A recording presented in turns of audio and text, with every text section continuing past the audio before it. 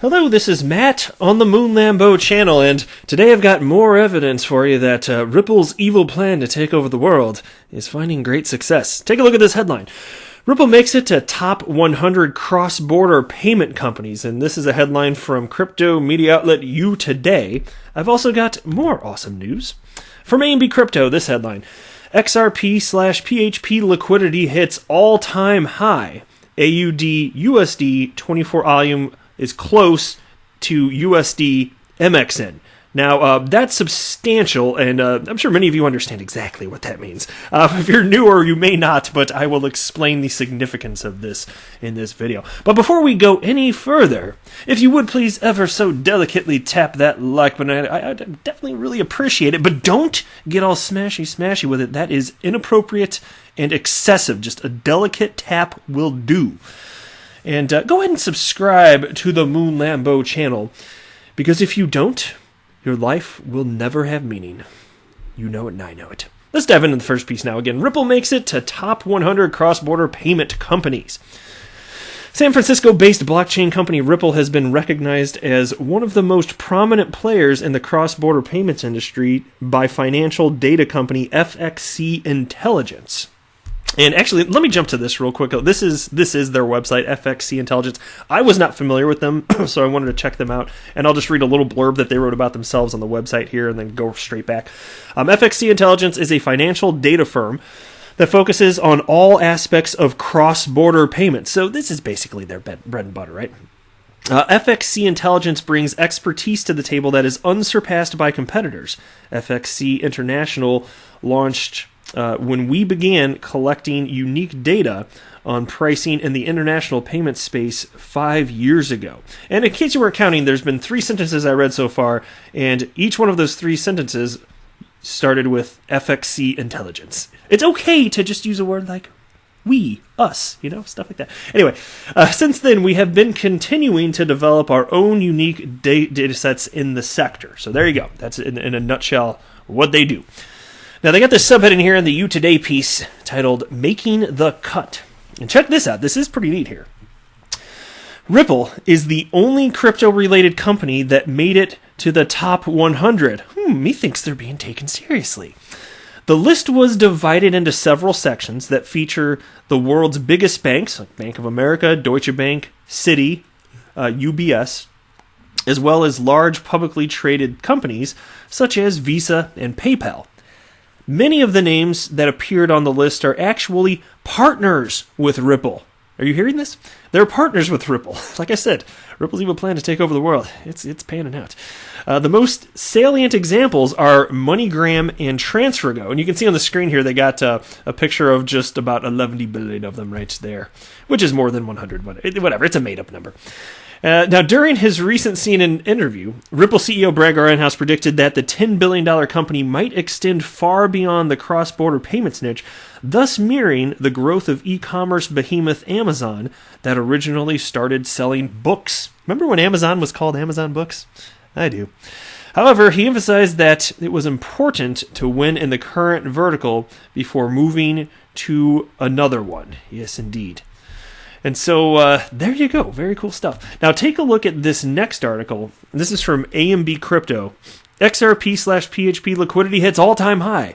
AUD USD 24-hour... the words are hard for Moon Lambeau sometimes. AUD USD 24-hour volume close to USD MXN. And so here, I'll just decipher that. I know many of you know it, but there's always new people entering here. So XRP, PHP, we're talking about the Philippine peso.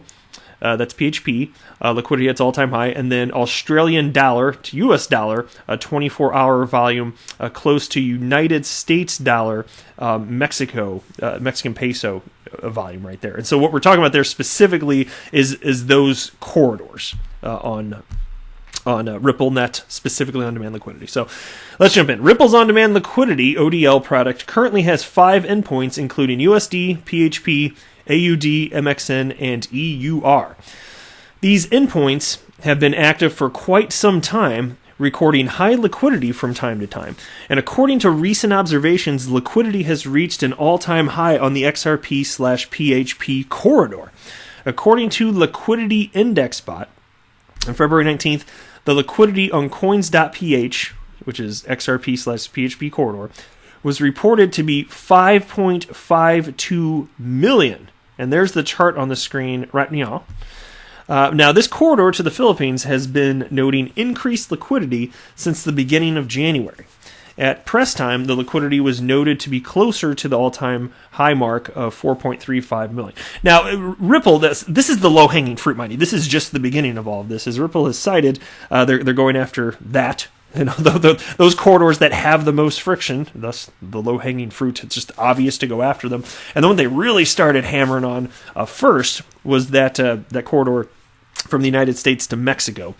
And that's where MoneyGram jumped in first. Now, of course, they'll be live in 5 corridors this year if they're not already. And it'll go beyond that, too. There's going to be all sorts of corridors. But, again, this all has to be built out from a regulatory framework, and you have to have all the liquidity pools in place, all that good stuff here. But you can see what happened when MoneyGram jumped in and got into the picture here. The liquidity just got insane relative to what it was prior. It just I've read reports like every other day on this, right? It's what it feels like. Not literally, but it feels like that, doesn't it? And so now you're seeing the Philippines is kicking up a notch here too. And so it makes me wonder to what degree, because we're not privy to all the specifics of when MoneyGram jumps in where and to what degree they're taking advantage of on-demand liquidity in other corridors. So it makes me wonder if they're a piece of the puzzle here as well. If not, they will be. Right?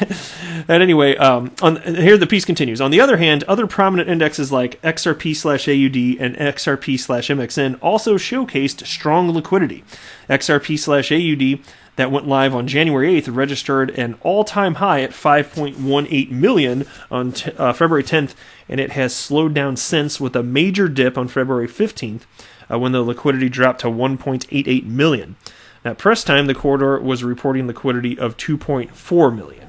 And so that's where it is now. But you see, it's fun looking at these charts because it's not like literally every day is going to be an all-time high, but you can see the overall direction. And just imagine a year from now, just zooming out on this chart, what it's going to look like. And I'm sure I'll actually do that because these stories are not going to stop because XRP has real utility. And as a result, that's going to equate to staying power. That is my entire investment thesis is that utility matters and will win the day. Now, XRP/MXN has been the most liquid index yet with its all-time high marked at 20.39 million on February 17th.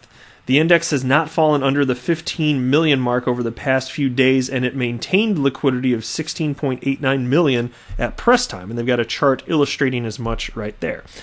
Now, at just 5 endpoints, the platform has been gaining popularity, and according to FlashFX's chief enabling officer, Nicholas Steiger, there could be 20 endpoints by the end of the year. The only licensed entity in Australia on RippleNet, FlashFX, sends money via AUD/PHP and AUD/USD corridor. And so part of the reason that this is going to be possible, because consider that the on-demand liquidity flows right now, they're pretty much unidirectional. They don't have to be, they just are right now. They're going where the pain points exist, right? So United States into Mexico, United States into Mexico. Not so much the reverse of that, but you get this interesting multiplier effect where as you add additional endpoints and they all try to connect to each other, the actual number of corridors, it just explodes very quickly here.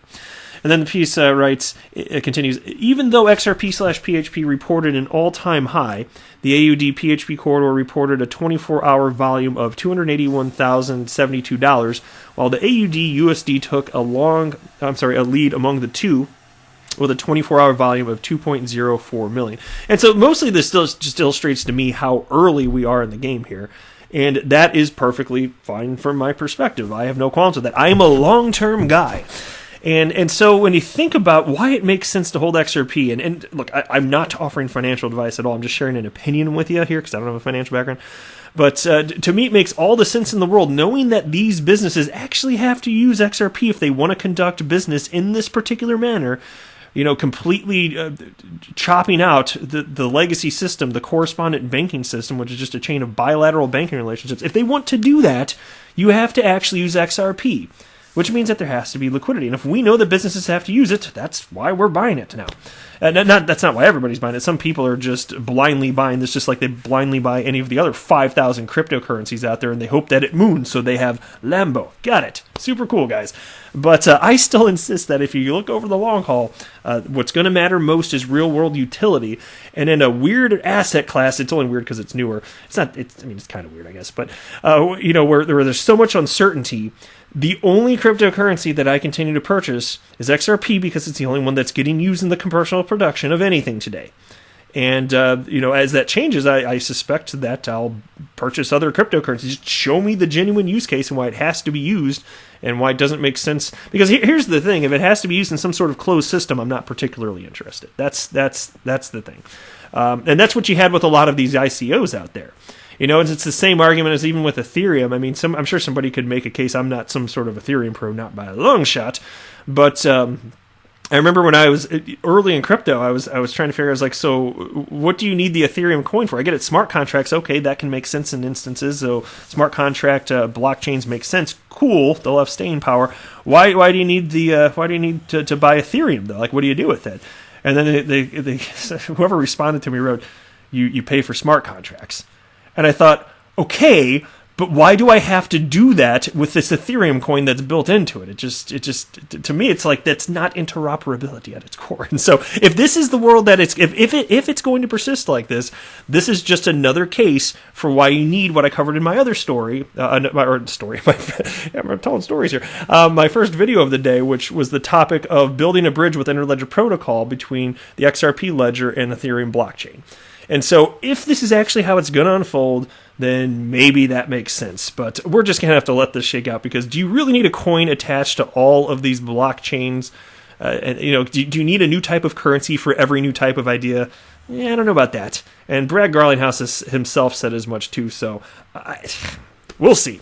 But that's why I keep saying, if there's a cryptocurrency, XRP, that's actually getting used for something, that's where I'm putting my money, if I'm going to invest in this asset class. But that's it for this video. I am not a financial advisor. Do not buy or sell anything because of anything that I say or write. That would be a very, very, very bad idea. Until next time, to the moon, Lambo!